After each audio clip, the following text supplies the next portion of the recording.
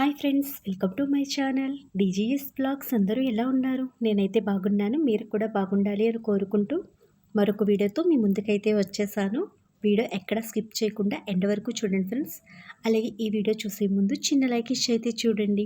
మీరు ఇచ్చే లైక్ వలన నా వీడియో మరికొంతమందికి రీచ్ అయ్యి అవకాశం అయితే ఉంటుంది. మరి లేట్ ఎందుకు, వీడియోలోకి అయితే వెళ్ళిపోదామా? ఈ వీడియో ఎప్పటి నుండో మీతో షేర్ చేసుకోవాలనుకున్నాను, కానీ వీడియో షూట్ చేసిన తర్వాత నాకు అంతగా నచ్చలేదండి. నెక్స్ట్ టైం ఎప్పుడైనా షూట్ చేసి మళ్ళీ మీతో షేర్ చేసుకోవాలా అనుకున్నాను, కానీ ఇప్పటి వరకు చాలా వీడియో షూట్ చేశాను, డైలీ పోస్ట్ చేస్తూనే ఉంటున్నాను, కానీ ప్రత్యేకంగా పోస్ట్ చేసేటప్పుడు వీడియో అయితే షూట్ చేయలేకపోతున్నాను. సర్లే, నచ్చడం నచ్చకపోవటం ఏముంది, నాకు నచ్చకపోవచ్చు, వీడియో చూసే వాళ్ళకి నచ్చవచ్చు కదా, ప్రతి వీడియో అందరికీ నచ్చాలని లేదు కదా అన్నట్టుగా పోస్ట్ చేస్తున్నానండి. అంటే డైలీ మార్నింగ్ నిత్య పూజ ఏ విధంగా చేసుకుంటాను అన్నది చిన్న వీడియో క్లిప్పింగ్ షూట్ చేశాను. షూట్ చేసినప్పుడు అంతగా ఏమీ అనిపించలేదు, కానీ తర్వాత వీడియో చూస్తుంటే నాకే అనిపించింది ఇంకా బెటర్గా షూట్ చేయాలంటే క్లారిటీగా ఎక్స్ప్లెయిన్ చేయడానికి వీలుగా ఉండేలా షూట్ చేయవలసింది, నార్మల్గా షూట్ చేసేసాను అనిపించిందండి. అలానే ఇప్పటి వరకు వీడియో పోస్ట్ చేయకుండా అలా వదిలేసాను. సో సర్లే, నెక్స్ట్ టైం ఇంకా క్లారిటీగా షూట్ చేసినప్పుడు పోస్ట్ చేద్దాము. ఒక వీడియో షూట్ చేయాలంటే చాలా కష్టపడాలి, ఇంత కష్టపడి షూట్ చేసిన వీడియోని వదిలేసుకోవటం ఎందుకులే అన్నట్టుగా మళ్ళీ మీతో షేర్ చేసుకుంటున్నాను.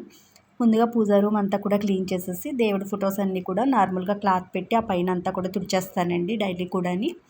తర్వాత ఫొటోస్ అన్నింటికి కూడా ఇలా పూలు పెట్టి అలంకరణ అయితే చేస్తాను. ఇంకా పువ్వులు అన్నీ సర్ది పెట్టేసిన తర్వాత ఏకాత్రలోకి నూనె వేసుకుని ఒత్తులు వేసుకోవటం. నెక్స్ట్ ఇంకా నైవేద్యంగా చిప్స్ పెడితే చిప్స్, ఏమైనా ఫ్రూట్స్ ఉంటే ఫ్రూట్స్ పెడతాం కదా, అవన్నీ కూడా ఇలా ప్లేట్లో అయితే సిద్ధం చేస్తానండి.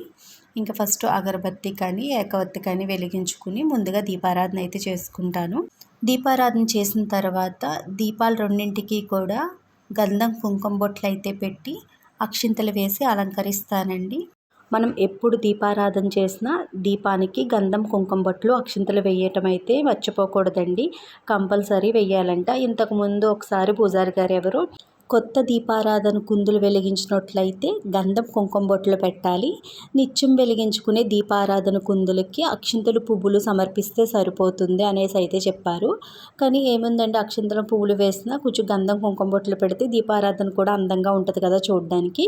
సో అందుకే ఇంకా పుష్పం అక్షింతలు వేసినప్పటికీ కూడా గంధం కుంకుమ బొట్లు అయితే పెట్టాలి. అలా ఏమీ వేయకుండా పెట్టే దీపారాధన కీడికి సంకేతం అంటండి, తెలుసు కదా. ఎవరైనా కాలం చేసినప్పుడు దీపం వెలిగిస్తారు కదా, ఆ దీపానికి పుష్పం కానీ అక్షింతలు కానీ ఇలాంటివి ఏమీ వేయకుండా పెడతారు. అందుకే మనం ఎక్కడికి వెళ్ళినా సరే కంపల్సరీ ఏది ఉంటే అదండి, అక్షింతలో పుష్పమో పసుపు కుంకుమ ఏదో ఒకటి వేసి అయితే దీపారాధన చేయాలి తప్ప ఏమీ వేయకుండా దీపారాధన అయితే అసలు చేయకూడదంటండి. సో చూసారు కదా, అలా దీపారాధన చేసిన తర్వాత ఇక్కడ 2 పంచపాత్రలు ఉన్నాయి కదా, ఒక దాంట్లో వాటర్ 3 సార్లు లోపల తీసుకుంటాం కదా, ఓం కేశవాయ స్వాహ, ఓం నారాయణ స్వాహ, ఓం మాధవాయ స్వాహ అని 4సారి హ్యాండ్ వాష్ చేసుకుంటాము. సో అది పక్కన పెట్టేస్తాము. ఇంక మనకు పూజకు పనిచేది వేరొక చెంబులో పసుపు కుంకుమ అక్షింతలు పువ్వు వేసుకుని ఆ చెంబుకు కూడా గంధం కుంకుమ బొట్లు అయితే పెట్టి చెంబు పైన చెయ్యి మూత వేసి కలసే ముఖే విష్ణుం కంఠే రుద్రశ ఏదో మంత్రం ఉంటుంది. సో నేను బుక్లో చూసి చదువుకుంటానులేండి, ఇప్పుడు గుర్తులేదు. అలా ఆ మంత్రం చదువుకుని అందులో శ్రీ అని కానీ ఓం అని కానీ ఆ పువ్వుతో రాసి ముందుగా దేవుళ్ళ మీద జల్లి నైవేద్యాల మీద ఆ వాటర్ చిమ్మి మన నెత్తి మీద కూడా చిమ్ముకుని తర్వాత పూజలు అంతా కూడా ఆ వాటర్ని అయితే యూస్ చేస్తాను. సో నార్మల్ పూజలేండి, ఇలాగే చేసుకుంటాను నేను.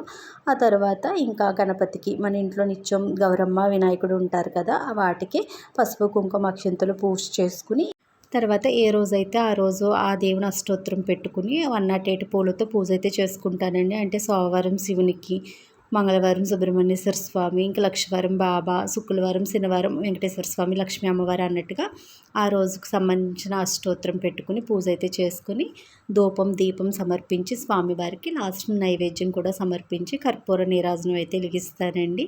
సో ఈ విధంగా నిత్య పూజ అయితే చేసుకుంటాను నాకు వచ్చినట్టుగా. ఇంకా మిగతా పూజలు అంటారా అంటే వినాయక చవితి, వరలక్ష్మి వ్రతం, నెక్స్ట్ ఇప్పుడు కార్తీక మాసం ఇలాంటి పూజలన్నీ వస్తాయి కదా, నాకు తెలిసినంతలో చేసుకుంటానండి. తెలియకపోతే ఎవరినైనా తెలిసిన వాళ్ళని లేకుంటే పెద్దవాళ్ళని అడగటం.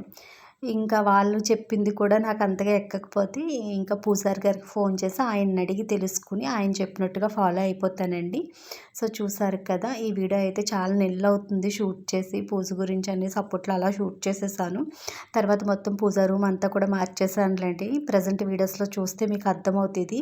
అప్పట్లో దేవుడి ఫొటోస్ ఎక్కువ ఉండటం, నెక్స్ట్ న్యూస్ పేపర్లు వేసేసి దేవుళ్ళని పెట్టడం అలా అయితే చేశాను. తర్వాత చాలామంది చెప్పటం విని ఇంకా న్యూస్ పేపర్లు మానేసి వేరే క్లాత్ కానీ లేకుంటే నార్మల్ పేపర్స్ ఉంటాయి కదా, ఏమి ఇలా న్యూస్కి సంబంధించింది కాకుండా పేపర్స్ ఉంటాయి కదా, అలాంటివి అయితే వెయ్యాలంటండి పూజా మందిరంలోని. సో అందుకే మళ్ళీ పేపర్స్ అవన్నీ మార్చేసాను. దేవుడి ఫొటోస్ కూడా మీరు చూసినట్లయితే చాలా ఎక్కువ ఉంటాయండి. ఇప్పుడు ప్రజెంట్ చూసే వీడియోస్లో అయితే అన్నీ తీసేసాను. నార్మల్గా కావాల్సిన ఫొటోస్ వరకునే ఉన్నాయి. మిగతావన్నీ కూడా తీసేసానండి. ఇంతకు ముందు వరకు ఏంటంటే ఎవరైనా దేవుడు ఫొటోస్ ఇచ్చినా, మనం ఏమైనా పూజలు చేయించుకున్నప్పుడు ఫొటోస్ వస్తాయి కదా, ఎక్కువగా నా దగ్గర ఫొటోస్ వచ్చేసి దేవి నవరాత్రుల్లో అమ్మ వాళ్ళ ఊరిలో మహిళలందరితోటి కూడా ప్రతి సంవత్సరం ఒక్కొక్క అమ్మవారి పూజ అయితే చేయిస్తారండి.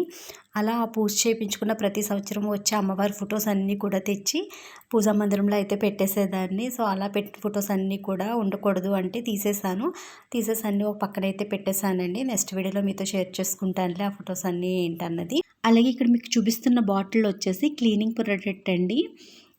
స్టార్ లైఫ్ అనేసి క్లీనింగ్కి అయితే చాలా బాగా యూజ్ అవుద్ది. మనం ఏదైనా ఒక క్లీనింగ్ సంబంధించింది తీసుకున్నామంటే అది ఒక్కదానికి యూజ్ చేస్తూ ఉంటాం కదా. ఇప్పుడు గిన్నెలు కనుకో విమ్ తీసుకుంటాము, అది గిన్నెల వరకునే యూజ్ చేస్తూ ఉంటాము. నెక్స్ట్ ఇంకొకటి మనం తడిగుడ్లు పెట్టాలంటే లైజాల్ యూజ్ చేస్తాము, ఇంక తడిగుడ్లకే యూజ్ అవుతుంది మనకు అలా. ఇంకా బట్టలకు ఒకటి, వాష్రూమ్కి ఒకటి అన్నట్టుగా వేరువేరుగా లిక్విడ్స్ అన్నీ యూజ్ చేస్తూ ఉంటాం కదండి. కానీ ఈ ఒక్క లిక్విడ్తో అవన్నీ కూడా క్లీన్ చేసేయొచ్చండి. జస్ట్ ఇందులో కెమికల్స్ అంటూ ఏమీ ఉండవు. మీరు అనుకోవచ్చు ఇన్నింటికి ఒకే లిక్విడ్ యూస్ చేస్తున్నాము అంటే ఇందులో కెమికల్స్ ఏమైనా ఎక్కువ యూస్ చేస్తుంటారా అనేసి. అలాంటి కెమికల్స్ అయితే ఏమీ ఉండవండి. ఇక్కడ మీరు చూసినట్లయితే కొంకుడికాయ, నిమ్మరసం, పుదీనాతో అయితే ఇది తయారు చేశారు. కానీ ఇది క్లీనింగ్కి అయితే చాలా బాగా యూజ్ అవుతుందండి. పూజా సామాగ్రే కానీ జిడ్డు వస్తువులు ఇంకేవైనా సరే చాలా బాగా క్లీన్ చేసుకోవచ్చు. అలాగే కారు, బైకు ఇలాంటి క్లీనింగ్ కూడా ఈ ఒక్క లిక్విడ్ అయితే యూజ్ చేసి క్లీన్ చేసుకోవచ్చండి. దీని స్మెల్ అయితే చాలా బాగుంది. నెక్స్ట్ హ్యాండ్ వాష్ కింద కూడా యూజ్ చేసుకోవచ్చు. ఈ లిక్విడ్ కొంచెం వేరొక బాటిల్లోకి తీసుకుని అందులో నార్మల్ వాటర్ వేసి మనం హ్యాండ్ వాష్ కింద కూడా యూజ్ చేసుకోవడానికి చాలా బాగా యూజ్ అవుతుందండి. ఇంకా దీంతో క్లీనింగ్ పర్పస్ అంటే ఇంకొకటి కాదండి, మొత్తం ఆల్ ఐటమ్స్ అన్నీ కూడా క్లీన్ చేసుకోవచ్చు. కాస్ట్ కూడా చాలా తక్కువ అండి. 120 రూపీస్కే మనకి ఈ బాటిల్ అయితే వస్తుంది. అది కూడా 250 ml అయితే వస్తుందండి. నెక్స్ట్ మనం ఇది ఎలా బుక్ చేసుకోవాలి ఏంటి అన్నది మీకు ఇక్కడ స్క్రీన్ మీద నెంబర్ అయితే ఇచ్చాను చూడండి. ఆ నెంబర్కి మనం వాట్సాప్ చేసినట్లయితే మనకి ఈ ప్రోడక్ట్ అన్నది మనం బుక్ చేసుకోవచ్చు.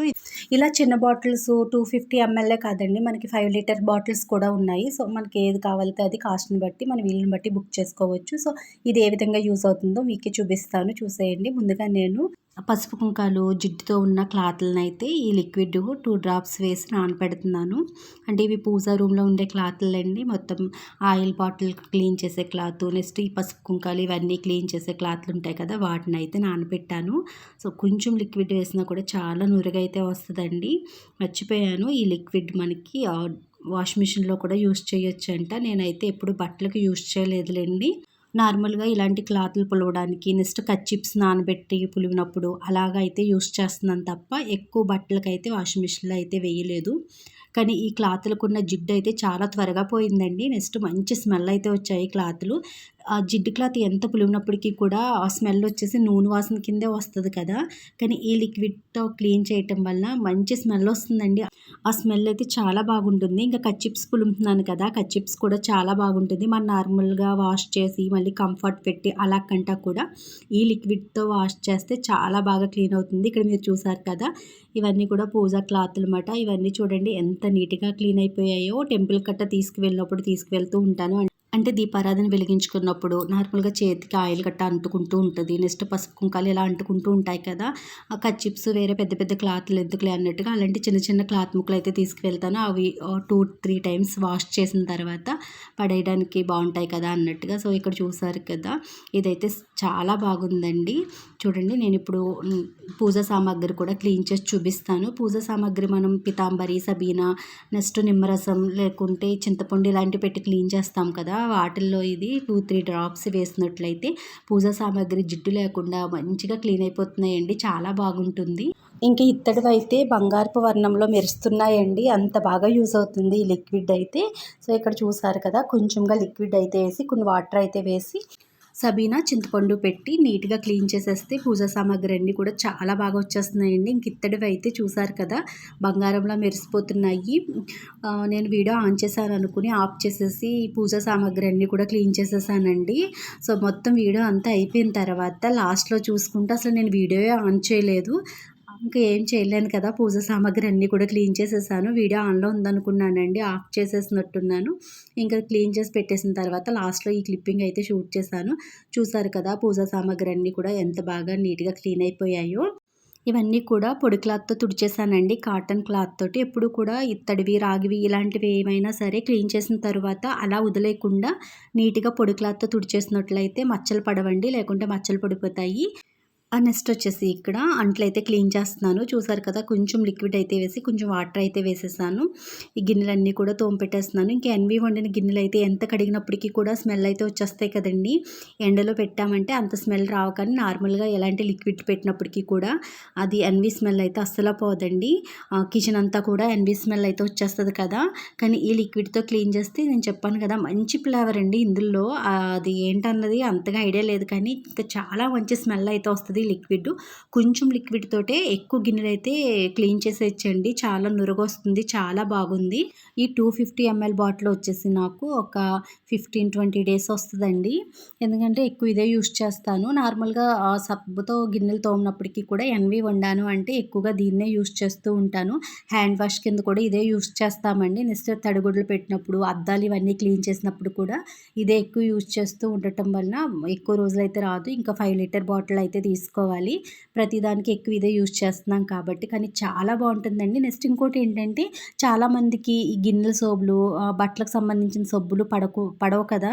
అలాంటి వాళ్ళకి గోర్లు పుచ్చిపోతాం, లేకుంటే చేతులు డ్రైగా అయిపోయి పప్పర్లు ఊడిపోతూ ఉంటాయి కదా. అలాంటి వాళ్ళకి ఈ లిక్విడ్ వాడటం వల్ల అవన్నీ తగ్గుతాయండి. సో ఎందుకంటే అమ్మకి మొత్తం చేతులంతా కూడా డ్రైగా అయిపోయి పప్పర్లు ఊడిపోతాం. నెక్స్ట్ గోరు పుచ్చిపోయిందండి, అది ఒక మూల పుచ్చుతా వచ్చింది. సో డాక్టర్ గారు చూపిస్తే మీకు ఈ గిన్నెలు వాడే సబ్బు పడకపోవటం వల్ల ఇలా అయిందమ్మా. సో ఏదైనా లిక్విడ్ లాంటివి యూస్ చేయండి, సోప్స్లో ఎక్కువ చేతులు పెట్టొద్దని అయితే చెప్పారు. కానీ తప్పుద్దా, ఇంట్లో డైలీ చేసుకునే పనులు కదండి. ఇంకా అమ్మ అయితే అలాగే చేయటం వల్ల మొత్తం గోరంతా కూడా పుచ్చిపోయింది. తర్వాత ఈ లిక్విడ్ వాడటం స్టార్ట్ చేసింది. ఆ చేతులు కూడా మరీ అంత రఫ్గానే లేవు. ఆ పుచ్చిపోయిన గోరంతా కూడా కొంచెంగా తగ్గుతూ కూడా వస్తుందండి. ఫస్ట్లో డాక్టర్ గారు చూపించినప్పుడు చెప్పాను కదా, ఇలా సోప్స్ వలన అయితే ఇలా పుచ్చిపోయిందమ్మా అని చెప్పారు అనేసి. తర్వాత నార్మల్గా ఈ లిక్విడ్ వాడటం కూడా స్టార్ట్ చేసిందండి అమ్మ. అయినప్పటికీ కూడా అంత ఏం తగ్గినట్టుగా లేదు. ఇంకా డాక్టర్ గారికి మళ్ళీ అడిగితే ఆయన ఏం చెప్పారంటే, షుగర్ ఉంది కదా, దానివల్ల కూడా అంత బేగా తగ్గదమ్మా అన్నట్టుగా అయితే చెప్పారు.